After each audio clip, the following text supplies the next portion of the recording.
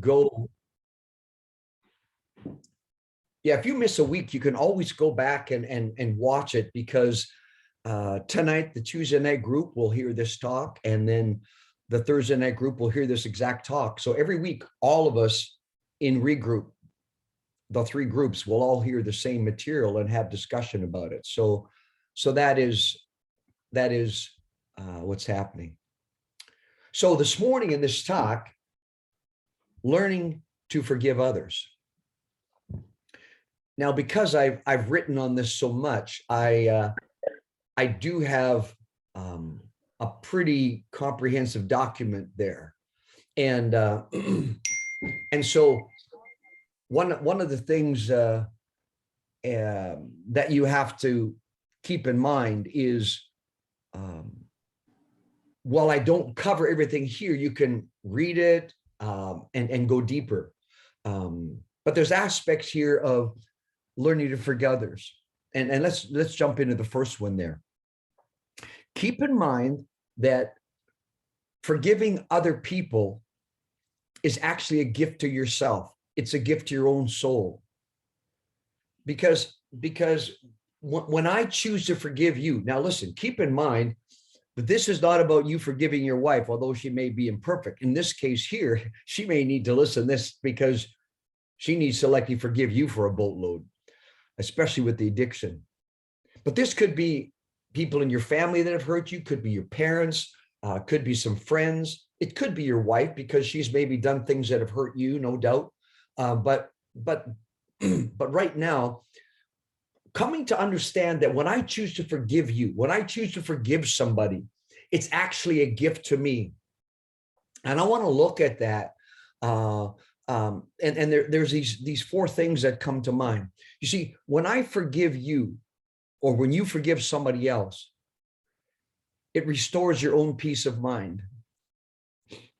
There's far less anxiety, far less stress inside. When I'm carrying that unforgiveness and resentment, it poisons my own soul. It destroys me. And there's this. Okay, I mean, all you got to do is when the disciples asked Jesus, and I just read this the other day in Luke, in my own personal devotions, but the disciples said, "Well, Jesus, teach us how to pray."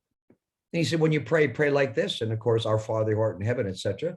And then he says, "Forgive us our trespasses as we forgive those who trespass against us. Forgive us our trespasses as we forgive those who trespass against us."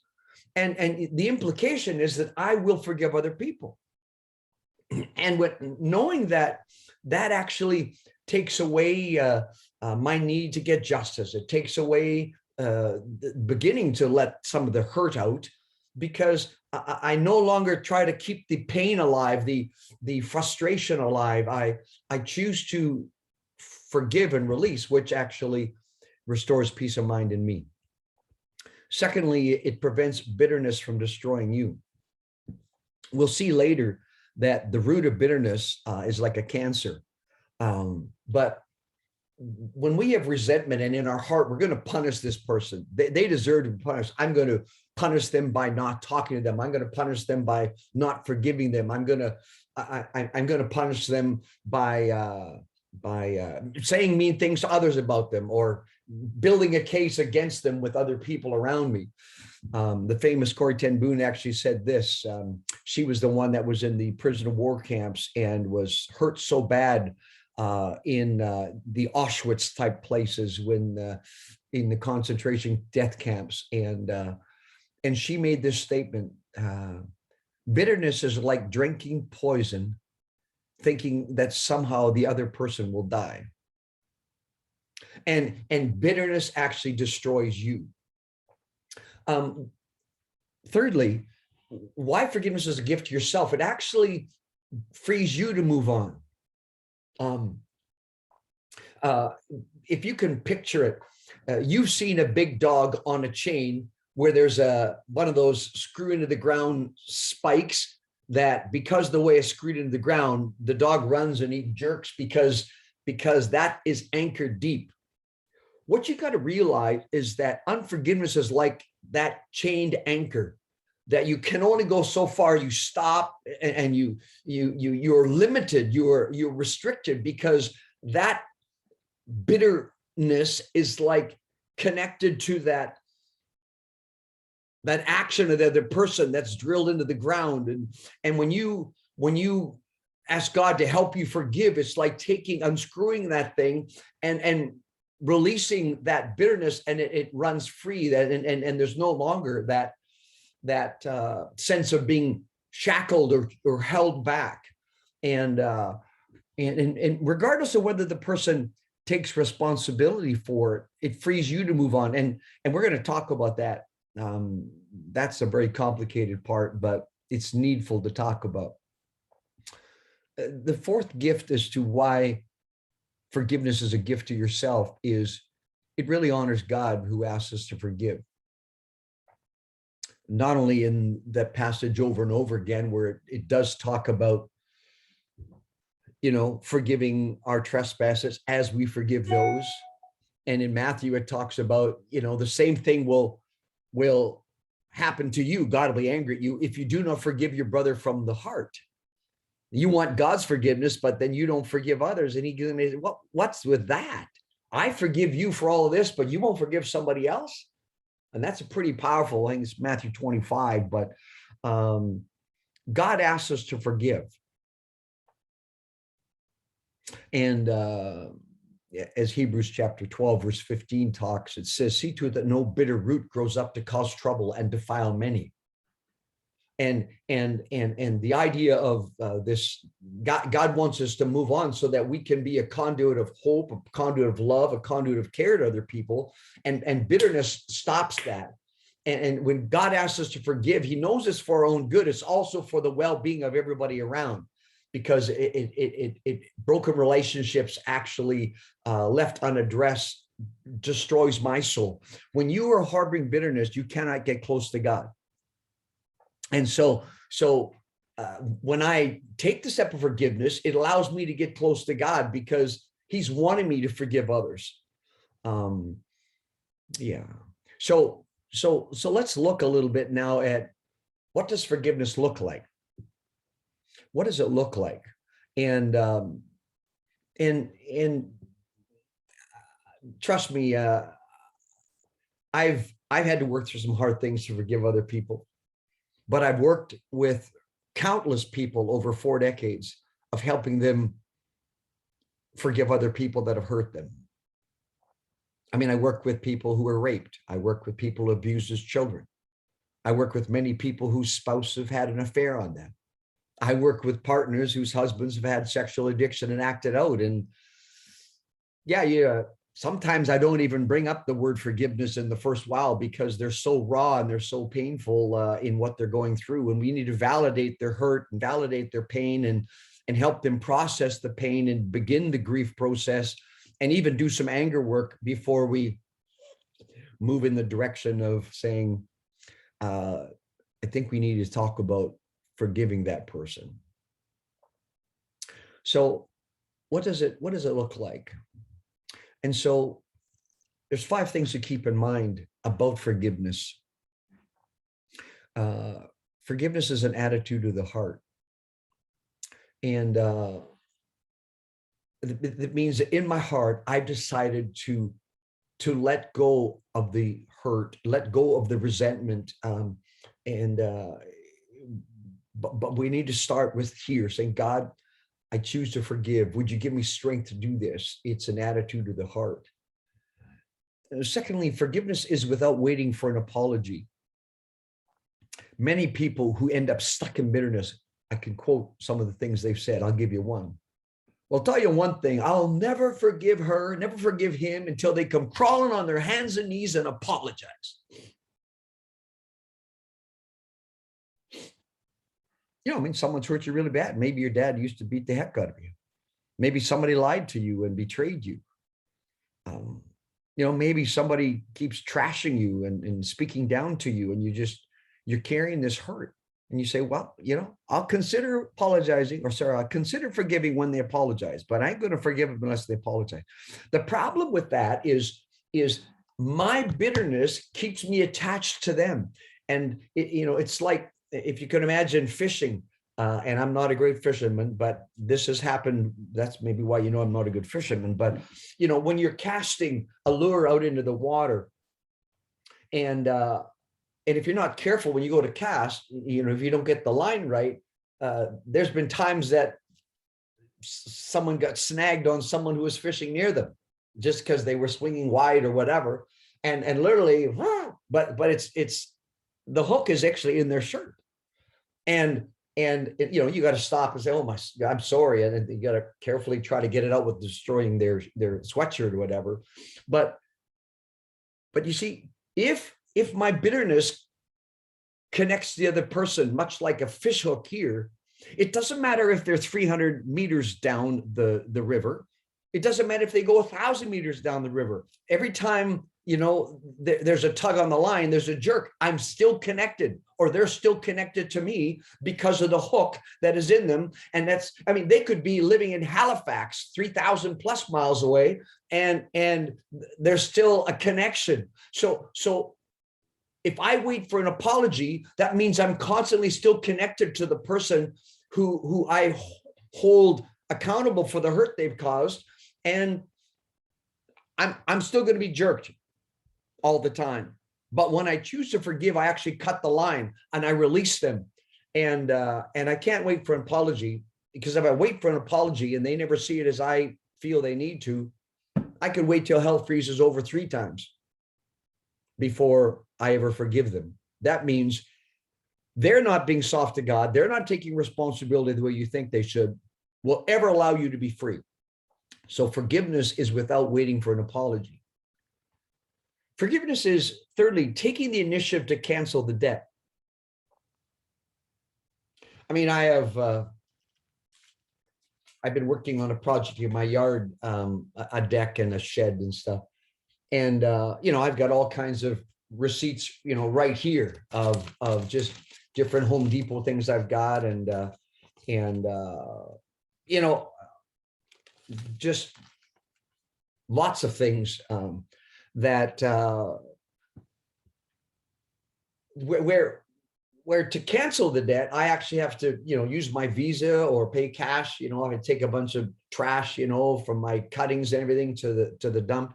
I have to pay whatever's in the back of the truck, the weight, etc. So it's canceling the debt by paying for it. And you say, well, that's unfair. They should pay the price for the hurt they've caused. But you see,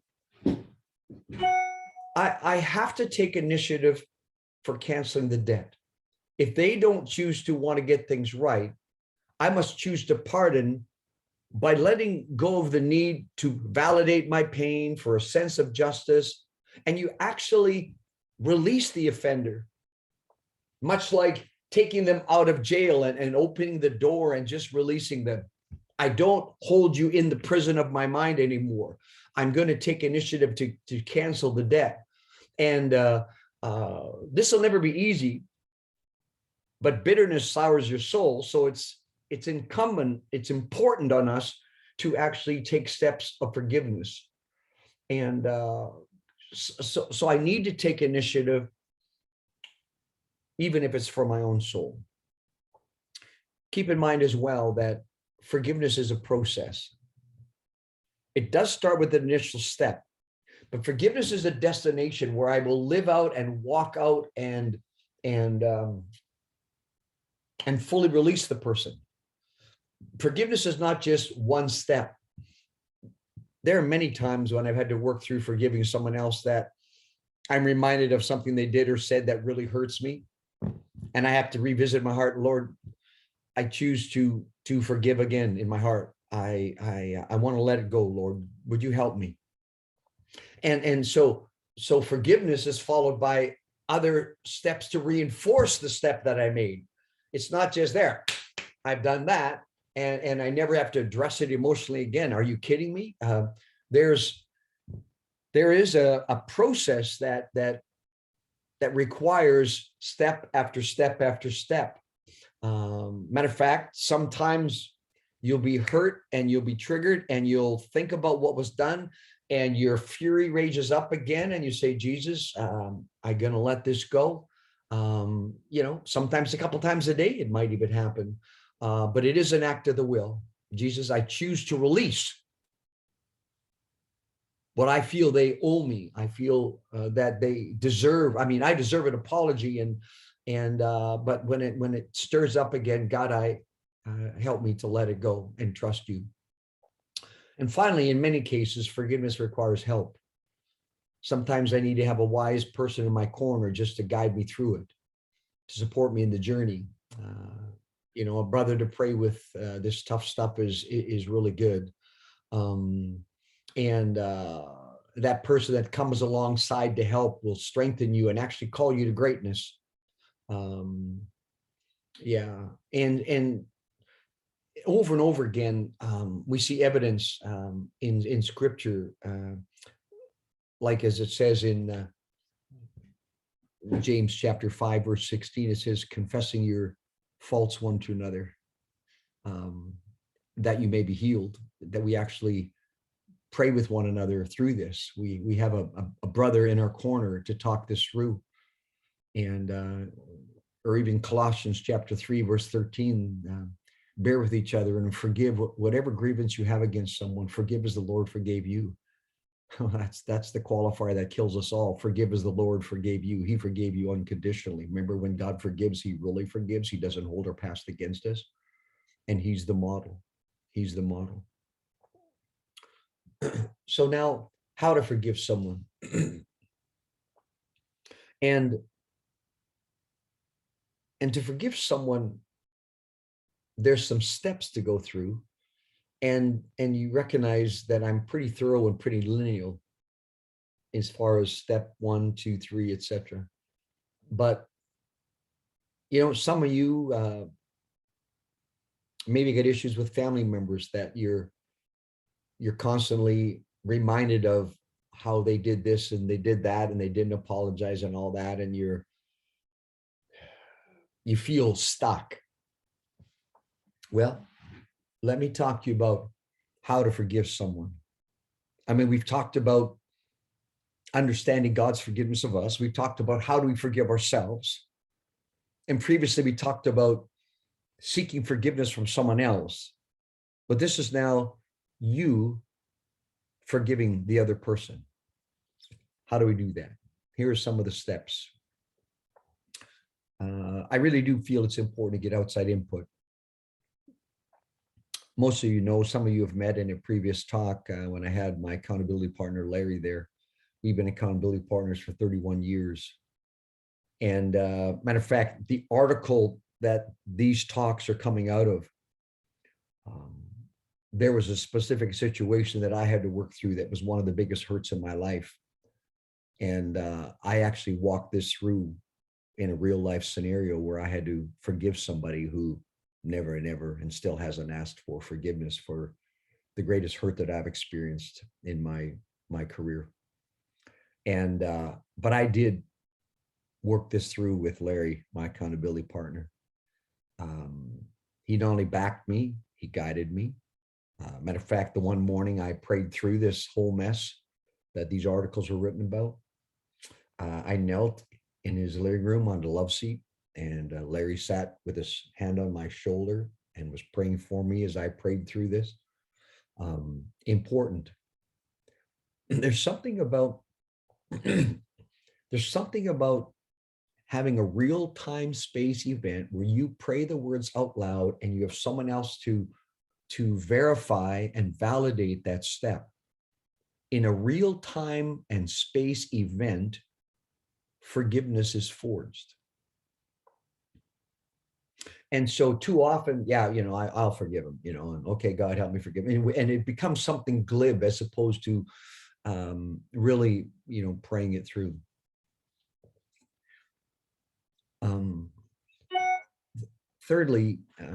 Secondly, achieve pre-meeting forgiveness. You're going to go and try to convey to the other person that there was some hurt, but you're going to choose to forgive. But before you do that, there needs to be pre-forgiveness, I call it. There needs to be a decision before we even make the phone call, send the email, meet in person for coffee that I've chosen in my heart before I even get there. It's not like, well, wait and see what his attitude's like. I'll decide if I'm going to forgive him when I see how he takes it. No, no, pre-forgiveness. Pre-forgiveness. You decide ahead of time. Doesn't matter how it goes. I've chosen to forgive, because remember, forgiveness is a gift to me. I want to be free. I want to move on. Thirdly, take the step. You need to determine how to best do that. I mean, if the person is close, you may want to do it in person. In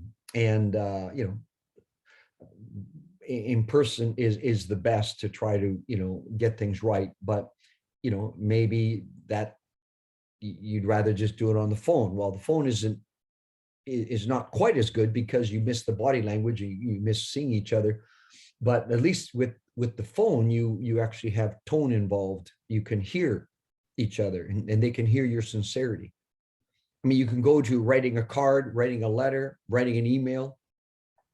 Those are all fine as well. And, to sort through what's going to be best for that person, you can decide. And in some cases, you may not do it in person, though that's something to consider. But take the step, take the initiative, write the email, write the letter, letting them know how some of the actions that they did, how they really set you back and they kind of hurt you, but you just want to extend forgiveness to them, etc. Number 4, you're going to get help from the Lord, get help from above.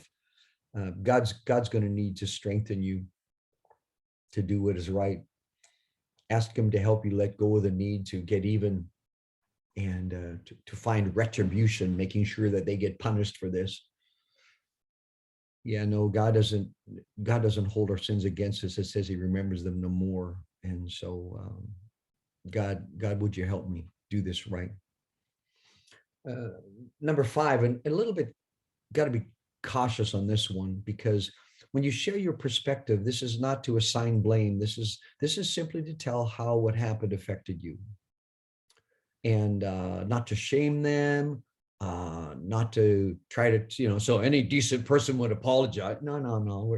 Then you're blaming. You're just sharing your perspective. They might not see how what they did impacted you. Don't focus on that. Simply disclose, this was a complicated season for me, but I'm here because I just want to forgive and move on. And something like that would be good. Surrender the hurt. That's kind of connected to number 2 about pre-forgiveness, but you got to release the sense of injustice and the right that you have to pay them back. And we can't downplay the pain like it's no big deal, but we actually have to release it, to surrender it. Lord, I give you this hurt. I want to move forward. And if you in your mind, go there trying to seek an apology, number 7, you could get way messed up. This is about sharing how it's affected you, but honestly wanting to forgive and release. What they do with it is up to them. But if you're somehow hoping that, if I say this right, they're going to come in and say, oh, Dave, I'm really sorry. I realize now I've been so wrong. It was so bad of me. That would be great. But don't go there seeking that. If that were ever to happen, that might be a bonus, but many people aren't good at owning their mistakes. So, yeah, extend your forgiveness. Actually say, listen, I just want you to know for what's transpired between us and some of the hurt that it caused, I actually want to let you know that I release you. I forgive you. I'm not trying to say I'm better than you by doing that. I'm just saying that I want to let it go. I want to move on. And so I forgive you. You actually say that. Give them time right then, if you're on the phone or in person. Give them time to respond. Sometimes their explanations can feel like they're trying to justify. So don't get fired up. Sometimes they own it a little bit, and that feels okay. Sometimes they really do apologize, but be patient and hear them out. If it's clear that what you went through, your pain is being depreciated and not even validated in any way, it's likely time to let it go. And if they start accusing you, blaming you, and making it all about your fault, then okay, well, listen, just so you know, I want to move on, and I just want you to know, my heart, I've forgiven you for whatever part that your actions have played in my hurt. And if there was anything you need to forgive them, you obviously will have done that. But give them time to say something. But if it gets complicated, maybe leave. If you know the person is a little bit volatile and won't see things as you do, like to be better to do it in a phone call or an email. And have your good friend read the email or the letter that you're going to send, or the card you're going to send, so that someone else will read it and look at it through the eyes of the person you're sending it to. That's really, really wise. And number 10, restore the relationship. Now, there's a qualifier here. Just because I forgive somebody does not mean that I have to be in relationship with them, because you still may need to have boundaries. I might forgive somebody who comes railing at me like, well, you're such an idiot, Currie. You think I did something wrong? Well, you did this and you did this. Okay, that person, I've taken my step to try to forgive them, and it didn't go well, and I'm not going to be in relationship with them. Or say I use one of these people that have been really hurt by somebody. Well, it could be your spouse, but just say that I get victim services send me young women who've been raped by somebody, and they're not going to be in relationship with you. They're going to forgive that person so they don't carry the bitterness. But forgiving that person that raped them doesn't mean that there's not a boundary, that there's not going to be distance kept. And so when it says restore the relationship, it's when it's possible. Matter of fact, if it's people that are closer to you, whether it's spouse or immediate family members or even extended family members, or someone that you work with all the time, we're going to have to work through the relationship. I do mediation, intergenerational, between adult kids and their parents, and there's been fights and everything. I do mediations like that because sometimes there's an impasse, and yet because we're family, because we're maybe, he was my best man at the wedding and now we're not talking. Well, that's maybe too big a relationship to simply, write off. And so sometimes you need to try to get outside help, to really try to restore the relationship. Remember, forgiveness does not mean you have to be in relationship afterwards. You have a right to have boundaries, to feel safe. And that's why your wife sometimes wants you to move out for a while, because she might move in the direction of forgiving you, but she has to rebuild trust with you. And so the closer the relationship toward you as a person, the more you need to try to restore the relationship where possible.